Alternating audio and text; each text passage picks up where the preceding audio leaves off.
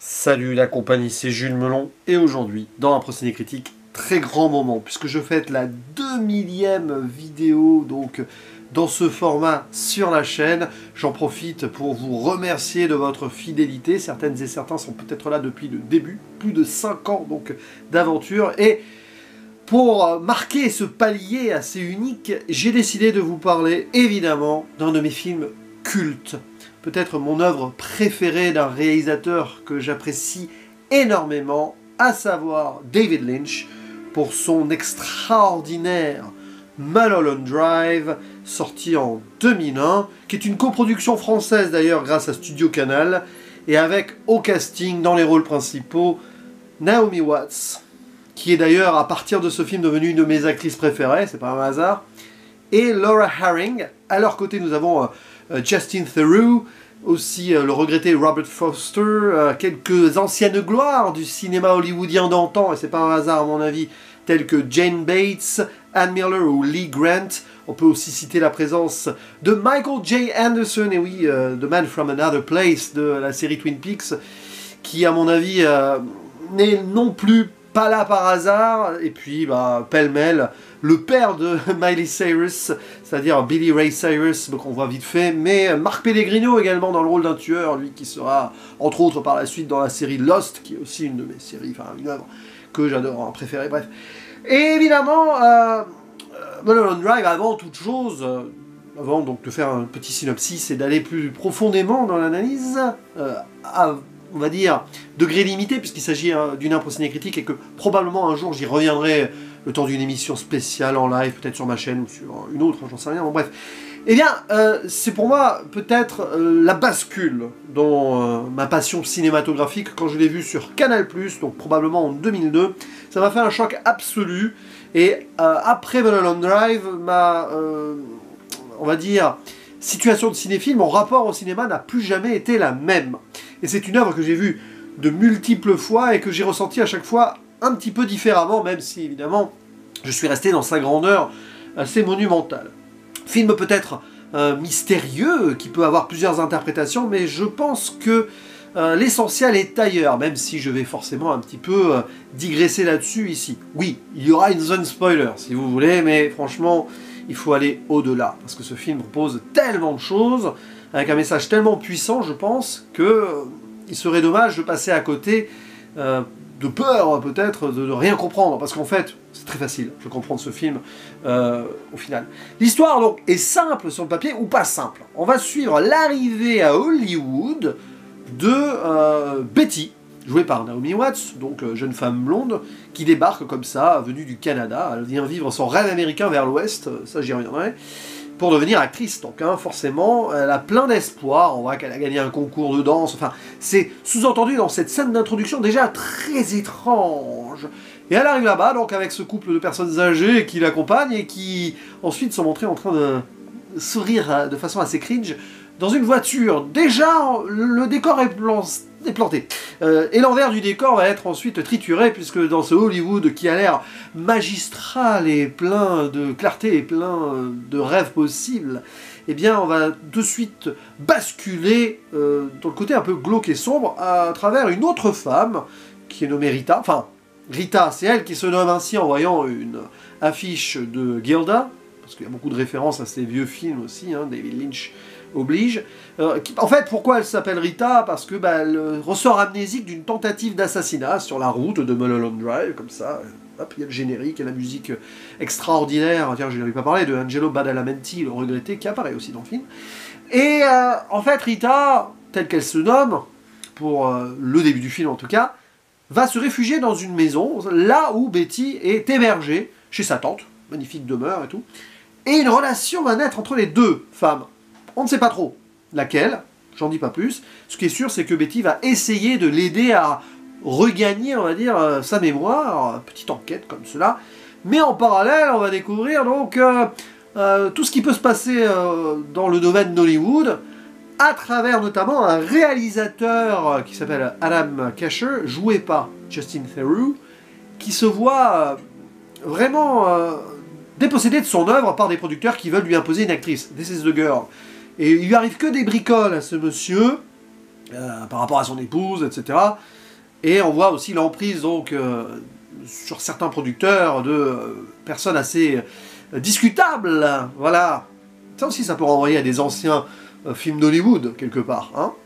Et donc, pêle-mêle, il va y avoir plein de petits trucs autour, des sous-intrigues qui paraissent complètement déconnectées, mais qui vont forcément se relier à un moment donné. Il y a un tueur aussi très maladroit, comme cela, qui apparaît dans une scène très frère Cohen. C'est assez amusant, parce que Mulholland Drive, finalement, c'est un film qui est hybride avec plein d'ambiance. Et aussi ce moment dans le diner avec le personnage joué par un acteur qu'on voit beaucoup aussi dans des très seconds rôles, Patrick Fischler, qui sera dans Twin Peaks The Return après, qui tombe nez à nez en expliquant son cauchemar avec ce clodo là, ce SDF tout sombre comme cela, qui apparaît comme ça dans une scène mais absolument glaciale. Alors là aussi, évidemment, ça veut dire certaines choses. Bon, on peut renvoyer cela bien sûr au Woodsman de Twin Peaks. Bref, vous l'avez compris, Mulholland Drive, c'est vraiment l'univers de David Lynch. Et je pense que c'est quelque part son œuvre somme, sa plus maîtrisée, pas sa plus folle et sa plus excentrique, non, non. Après, il fera Inland Empire, donc je parlerai probablement l'année prochaine, hein, ça c'est sûr même.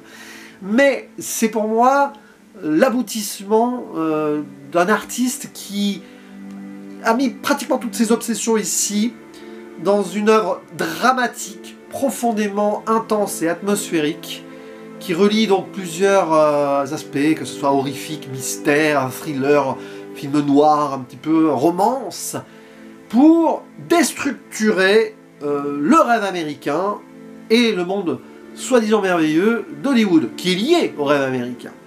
Et au-delà donc de ce côté rêve ou réalité, fiction, tout ce que vous voulez, ça j'y viendrai un peu plus dans la zone spoiler, mais très vite fait, je vais pas faire une analyse profonde ici.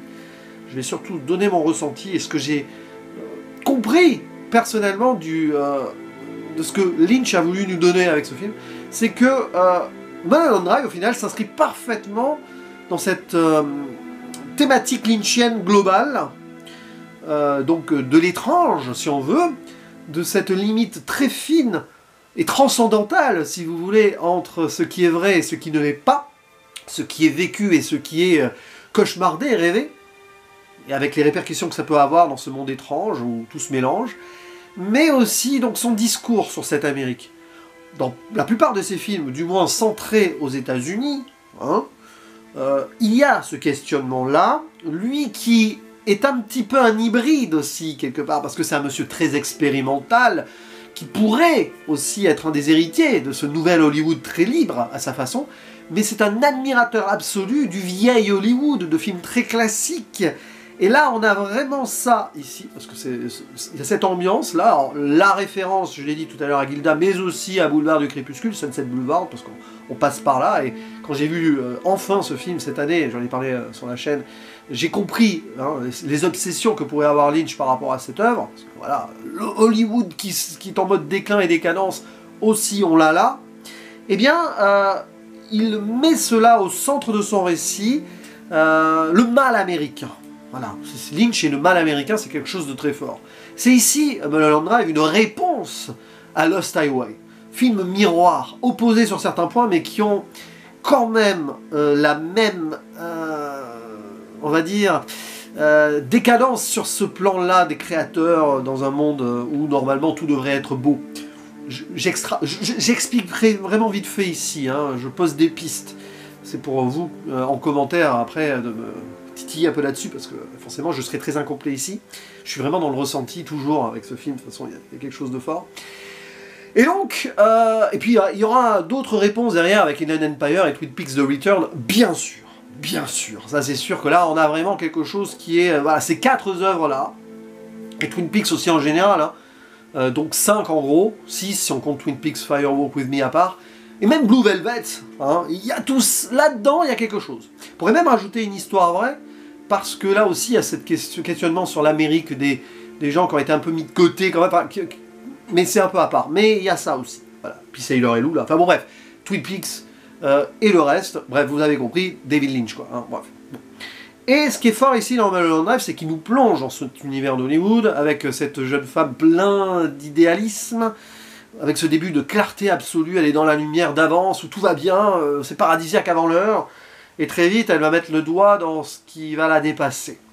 Et elle va sombrer avec la rencontre, voilà, j'en dis pas plus pour l'instant, mais deux femmes comme ça qui nous sont présentées dans la majeure partie du film, en opposition totale, et à côté on voit ce réalisateur qui souffre aussi, et ce tueur, pourquoi il y aurait des tueurs à Hollywood, et on comprendra très vite avec le basculement avant le grand final, que on est ailleurs, hein. De toute façon, Lynch ne fait aucun mystère au final, parce que ça a l'air compliqué comme ça, mais vous le voyez 2-3 fois le film, vous voyez les pistes avant, et David Lynch il dit à son spectateur, bon, vous avez voulu vous prendre la tête sur des twists, mais en fait, si vous regardez attentivement les choses, je vous mets les pistes.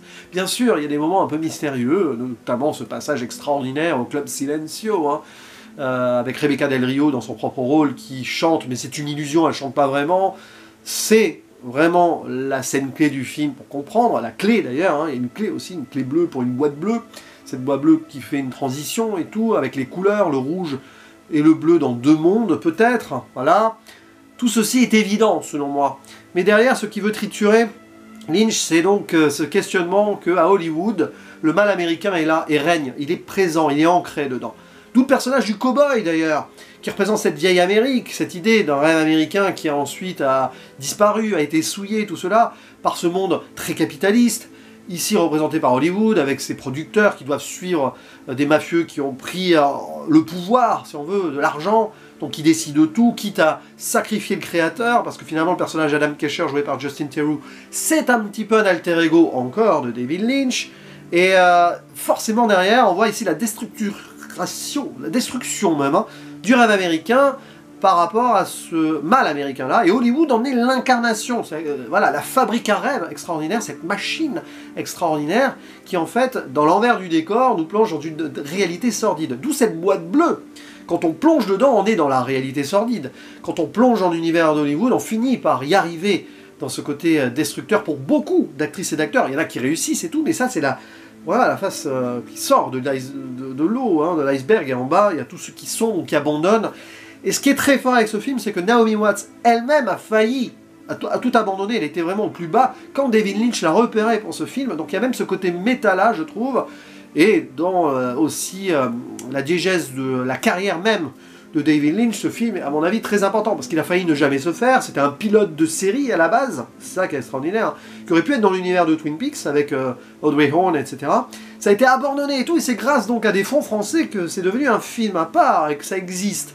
Et ça veut dire beaucoup de choses, c'est-à-dire que le film qui parle du mal américain et de ce Hollywood déstructuré à cause de celui-ci, il a vu le jour grâce à des fonds étrangers aussi. C'est à part, c'est pas un film hollywoodien vraiment, Mulholland Drive. Aurait-il pu exister dans le domaine pur Hollywood, avec que des gros studios derrière? J'en doute. C'est ça aussi le destin de Mulholland Drive, c'est extraordinaire je trouve. Et je l'ai ressenti très vite quand j'ai vu le film. Voilà, je savais qu'il y avait quelque chose d'à part, au-delà même donc du cinéma que j'avais pu voir jusqu'ici. Hein. À la même époque, j'avais découvert Denis Darko, par exemple, même si c'est très différent. Ces films qui font réfléchir et qui nous font voir les choses autrement, et on va voir s'il y a des trucs à décortiquer derrière. Et on a à décortiquer sur Denis Darko que un Mulholland Drive qui marche sur l'atmosphère et l'absolue ambiance qui nous est montrée ici, avec cette musique donc extraordinaire en plus. Derrière, des effets de mise en scène qui collent parfaitement à l'étrangeté du rêve et de l'illusion. Très vite d'ailleurs on comprend, hein, quand Betty découvre donc celle qui se fera appeler Rita à travers la vitre déformée et floue d'une douche. Ok, vous l'avez, hein, forcément, tiens, la douche, Hitchcock, à un moment elle va avoir une perruque blonde, Vertigo, enfin, bien sûr aussi il y a cela. Vertigo est toujours partout d'ailleurs dans ces films, là c'est un peu l'œuvre clé, hein, dans certains cinémas ça. Et c'est pas l'ami d'Esgadi qui me dira le contraire si jamais il passe par ici. Donc, tout est là, avec ces effets de surimpression ici, enfin, on comprend quand même, hein. On plonge plus d'une fois dans le film, dans des petites séquences comme ça qui coupent, et qui ne nous donnent aucune hésitation sur une interprétation globale. Finalement, après on peut en avoir d'autres, peu importe, mais ce qui est sûr, c'est que c'est transcendantal, et donc, spoiler, hein, si vous voulez, on apprend donc, avant la fin, que, en fait, Betty, hein, n'existe pas. Tout ce qu'on voit dans la grande majeure partie du film, c'est un rêve, un cauchemar d'une certaine Diane Selwyn, qui est découverte morte par Betty et Rita, d'ailleurs. Mais en fait, Naomi Watts, Betty, c'est Diane, donc elle joue deux personnages, hein, le doppelganger, la dualité chez Lynch, on peut faire des liens avec Persona de Bergman, c'est d'une évidence clarissime ici. Enfin, c'est sûr, et j'adore Persona. Quand j'ai découvert Persona, j'avais ressenti du Mulholland Drive dedans. Et donc, on se rend compte que Diane est une actrice déchue qui n'a pas du tout pu vivre son rêve. Par un moment, elle y a cru en tombant amoureuse de Camilla, donc, qui est jouée par Laura Herring, l'autre Rita, si vous voulez. Mais elle a réussi. This is the girl. C'est elle. Elle a été prise par les studios. Elle est amoureuse du réalisateur Adam Kesher, qu'on voit ici totalement en réussite et en contrôle, contrairement à son personnage dans le rêve. Et donc, à un moment, Diane veut se venger parce que Camilla l'a quittée pour ce réalisateur. Elle a raté, Camilla a réussi. Et donc, elle veut la faire tuer, d'où le tueur qu'on voit au début. Tout ça. Un tueur qui apparaît dans cette scène incroyablement mémorable de maladresse.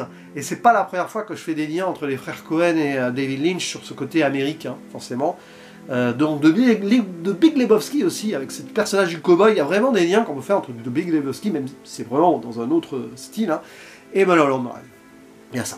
Et donc, voilà, Diane, finalement, à la fin, on sent qu'elle a fait ce cauchemar, ce rêve, et qu'elle est prise de remords, de tourments, et elle va se suicider. Et donc là, on bascule dans la folie, dans le traumatisme, donc finalement sa réalité ne l'est plus vraiment, aussi avec ce couple de personnes âgées qui arrivent et qui la hantent en mode culpabilité, tout ça, en sortant de cette boîte qui est possédée par le SDF qu'on voit au début, mais tout est d'une clarté absolue en fait.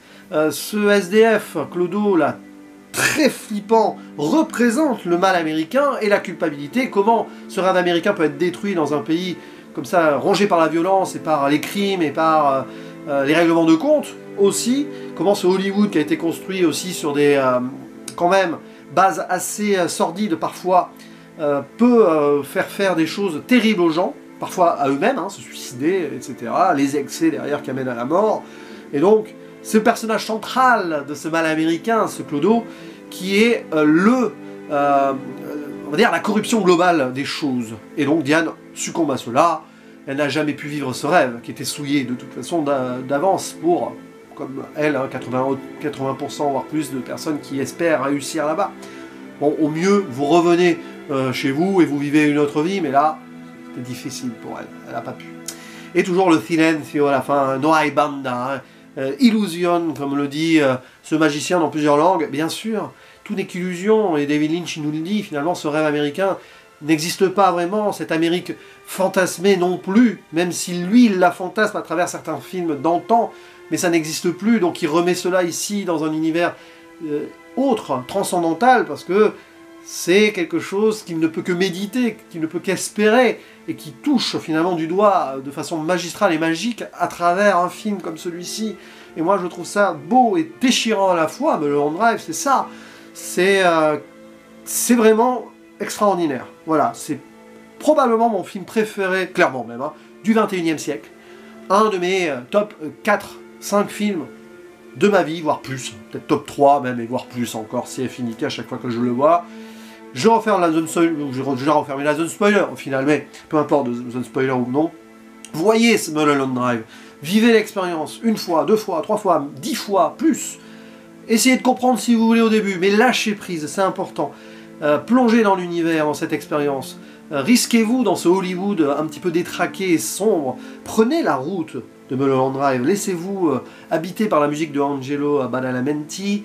Et au-delà donc d'essayer de trouver une interprétation, comprenez qu'à la fin, tout n'est qu'illusion. Hein. No hay banda.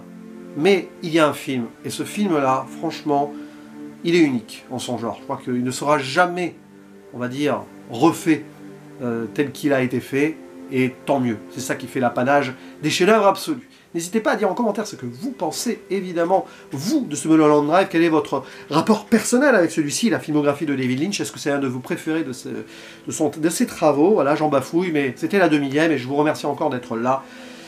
Ça fait chaud au cœur de vous lire à chaque fois, et voilà. Et il y en aura d'autres, espérons, 3000, 4000, on verra bien. Je vous dis à la prochaine. Ciao!